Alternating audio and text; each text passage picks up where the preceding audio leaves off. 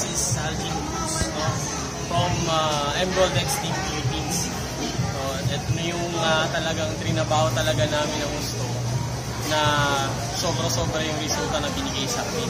Ngayon, kung kayo dyan na nanonood ng video ito at kayo pa yung nagdududa, ito na po yung proof na hinahanap niyo po. Saan proof? Patingin! Ito na po yung hinahanap niyo proof. Bilang.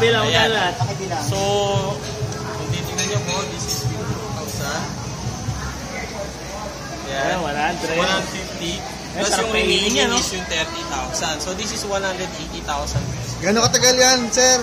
Ito po ay 2 weeks na trinabaho, then waiting po ng 14 days na countdown. Bali, isang buwan. 1 month, 100 days. Sulit na sulit po talaga yung pagod po namin.